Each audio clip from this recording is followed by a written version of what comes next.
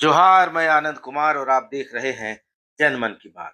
दोस्तों, आज सुबह जब आप सोकर उठे होंगे तो खिड़की के बाहर कोहरे की घनी चादर फैली हुई थी, लेकिन उससे भी घनी चादर राज्य के राजनीतिक फलक पर फैली हुई है। मौसम की ये धुंध दिन जैसे जैसे बढ़ेगा वैसे वैसे छंटती चली जाएगी, लेकिन राजनीति के फलक पर छाया हुआ ये कोहरा अभी तक कायम है और कब छटेगा इसका कोई अंदाज नहीं लग रहा है। क्या लिफाफा खुलेगा? क्या हेमंत सोरेन की सदस्यता रहेगी? क्या मुख्यमंत्री हेमंत सोरेन अपना कार्यकाल पूरा करेंगे? क्या होगा? गांडे सीट क्यों खाली कराई गई? किसके लिए खाली कराई गई? कौन यहाँ से चुनाव लड़ेगा? सरफराज अहमद कौन है? क्या वे राज्यसभा जाएंगे? ऐसे सवाल हैं जो जारी हैं। इन सवालों को पूछा जा रहा है, लेकिन इसका जवाब नहीं मिल पा रहा है मुकम्मल तौर पर। आज दैनिक भास्कर अखबार की एक रिपोर्ट है। सरफराज अहमद से उन्होंने खास बातचीत की है और इसमें बहुत सारी चीजों से उन्होंने पर्दा हटाया है। तो आइए इस इंटरव्यू के बारे में चर्चा करते हैं, लेकिन उसके पहले अगर आपने अभी तक मेरे चैनल को सब्सक्राइब नहीं किया है तो इसको सब्सक्राइब कर लीजिए। गांडेय विधानसभा से विधायक सरफराज अहमद के इस्तीफे के बाद झारखंड की सियासत में अटकलों का दौर जारी है। बीजेपी ने नियमों का हवाला देते हुए चुनाव आयोग से यहां पर उपचुनाव नहीं कराने की मांग की है, तो जेएमएम कह रहा है कि जल्द से जल्द उपचुनाव की तारीखों की घोषणा की जाए।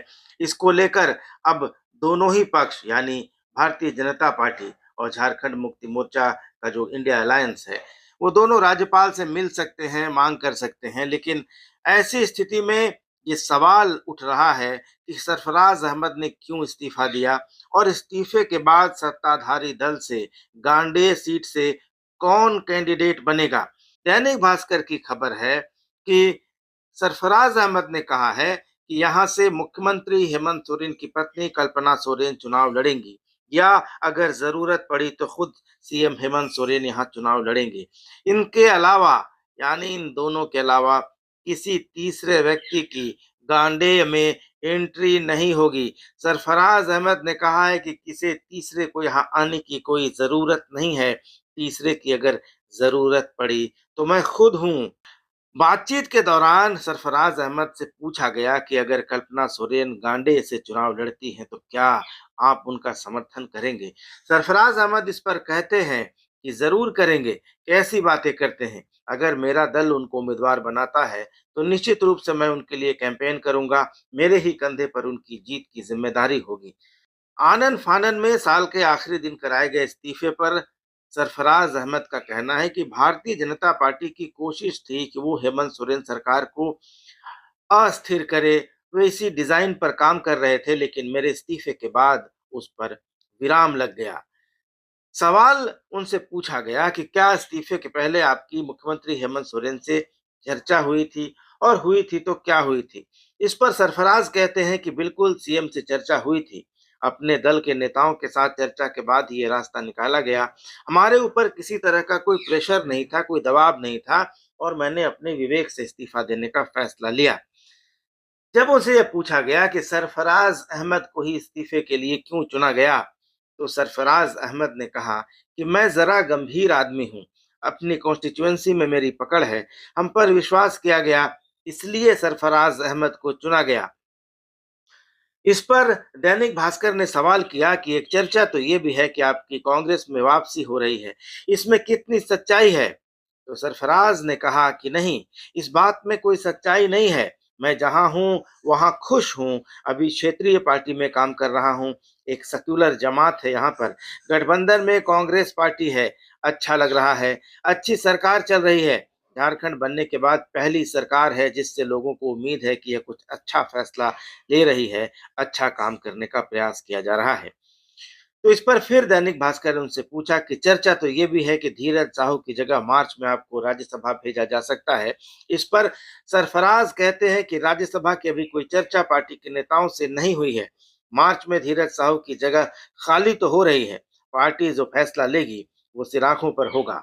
इसके बाद जब उनसे पूछा गया कि क्या वे लोकसभा चुनाव लड़ने में कोई दिलचस्पी रखते हैं, तो डॉक्टर सरफराज अहमद का कहना था कि अब कोई दिलचस्पी नहीं है। एक बार लोकसभा के सदस्य रहे हैं, एक बार हारे भी हैं। लेकिन अब कोई दिलचस्पी नहीं है।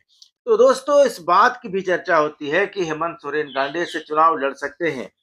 आखिर मुख्यमंत्री के गांडे से चुनाव लड़ने की चर्चा क्यों हो रही है? पॉलिटिकल एक्सपर्ट्स की माने तो मौजूदा परिदृश्य में एक तस्वीर ये बन रही है कि मुख्यमंत्री की विधायक की कुर्सी खतरे में है। अगर उनकी मेंबरी रद्द होती है तो उन्हें फिर से विधानसभा आने के लिए चुनाव लड़ना होगा। ऐसे में वे गांडे सीट से लड़ सकते हैं। राज्यपाल ने 11 दिसंबर को एक बात कही थी। उन्होंने कहा था कि जिन लोगों ने गलती की है उन्हें इसका परिणाम भुगतना पड़ेगा। तो ये माना जा रहा था सत्ताधारी खेमे में कि राज्यपाल उस समय लिफाफा खोलेंगे जब मौजूदा सरकार का, मौजूदा विधानसभा का कार्यकाल 1 साल से कम रह जाएगा और वैसी परिस्थिति में किसी भी विधानसभा सीट पर उपचुनाव नहीं कराया जा सकता। और अगर उपचुनाव नहीं होगा तो ऐसा कोई भी व्यक्ति जो गैर निर्वाचित सदस्य होगा वो मुख्यमंत्री पद की शपथ नहीं ले सकता, क्योंकि ऐसा प्रावधान है। तो अगर अब मुख्यमंत्री की सदस्यता रद्द होती है ऑफिस ऑफ प्रॉफिट मामले में तो उन्हें फिर से विधानसभा में आने के लिए चुनाव लड़ना होगा। ऐसे में गांडे सीट से वे लड़ सकते हैं, जहां सरफराज अहमद का इस्तीफा तब कराया गया जब विधानसभा का कार्यकाल 1 साल से ज्यादा बचा हुआ था। एक्सपर्ट्स बताते हैं कि 2019 के विधानसभा चुनाव में भी हेमंत सोरेन को लग रहा था कि वे एक जगह से लड़ेंगे तो हार जाएंगे, इसलिए वे दुमका और बरहेट 2 जगहों से चुनाव लड़े थे। हालांकि वे दोनों जगहों से चुनाव जीत गए थे।